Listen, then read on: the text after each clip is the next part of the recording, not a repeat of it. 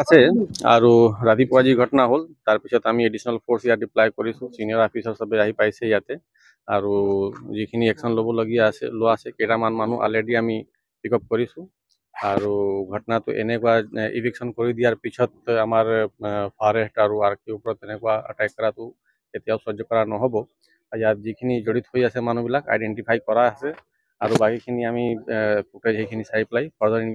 identify কৰি আছোঁ যিমান মানুহ ইয়াত জড়িত হৈ আছে তেওঁলোকৰ ওপৰত বিধিসম্মত কাৰ্যবাহী কৰা হ'ব লাঠি আৰু শিলেৰে আক্ৰমণ কৰিছে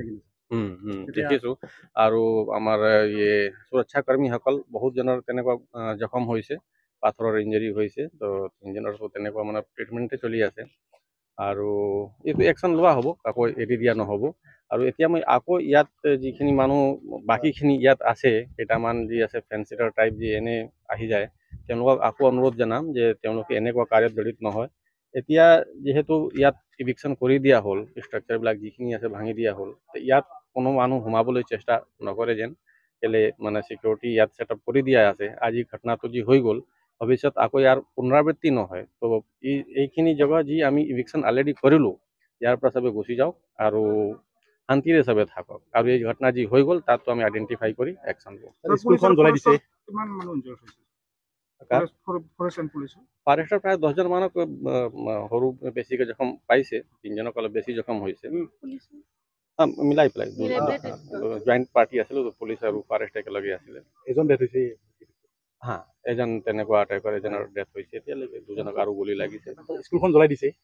তেনেকুৱা আটেম্প লৈছে আৰু এইটো আমাৰ চিকিউৰিটি পাৰ্টিয়ে মানে কণ্ট্ৰল কৰিব পাৰিলে তো মানে বহুত দেৰিলৈকে চলিছে ৰাতিপুৱাৰ পৰা আৰম্ভ কৰি যিহেতু আমাৰ ইয়াত চিকিউৰিটি যিমান আছিলে তেওঁলোকে প্ৰিভেণ্ট কৰিছে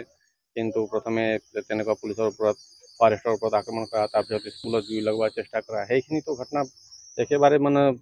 ভাল নহয় আৰু আমি একশ্যন ল'ম ইয়াৰ ওপৰত অভিযান ছাৰ ভালদৰে চলিলে তাত ছাপোৰ্ট কৰিলে সকলোৱে কিন্তু হঠাৎ আজি এই ঘটনা কি বুলি ভাবে আপোনালোকে সেইটোৱে কেইটামান বেড এলিমেণ্টবিলাক সোমাই আছে উচটনি দি থাকে ইনষ্টিগেট কৰি থাকে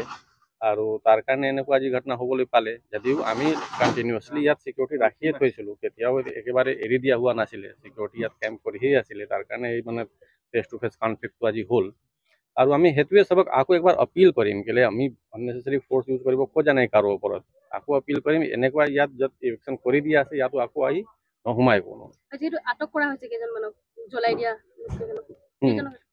এতিয়ালৈকে আমি 4জনক আটক কৰিছোঁ আৰু আমি এভিডেন্সটো কালেক্ট কৰি আছোঁ ভিডিঅ' ফুটেজ চাই আছোঁ যাৰ যাৰ বিৰুদ্ধে প্ৰমাণ পোৱা যাব তেওঁলোকৰ ওপৰত একশ্যন লোৱা হ'ব গোৱালপাৰা ডিষ্ট্ৰিক্ট যিটো চেঞ্চিটিভ এখন ডিষ্ট্ৰিক্ট ৰাইজক কি আহ্বান জনাব ৰাইজক সেইটোৱে আহ্বান জনাম ইয়াৰ ঘটনা যি আছে এইটো লোকেলাইজড হিচাপে ইয়াতে থাকিব লাগে ইয়াৰ মানে বাকী গোটেই জিলাখনত ইয়াৰ ইমান চৰ্চা চিন্তা কৰিব নালাগে কি ইয়াত পাইকানত কি হৈ আছে ইয়াত যিখিনি বেদখলকাৰী আছিলে তেওঁলোকক ইয়াৰ পৰা গুচাই দিয়া হ'ল এতিয়া সিচুৱেশ্যন কণ্ট্ৰলত আছে বাকী গোটেই জিলাখনত চবে নিজেৰে শান্তিৰে সম্প্ৰীতিৰে থাকক এইটোৱে অনুৰোধ জনালোঁ আপুনি বিচৰা বাতৰি পাব কেৱল নিউজ 18 এপত নিউজ 18 এপ ডাউনলোড কৰিবলৈ স্কেন কৰক এই QR কোড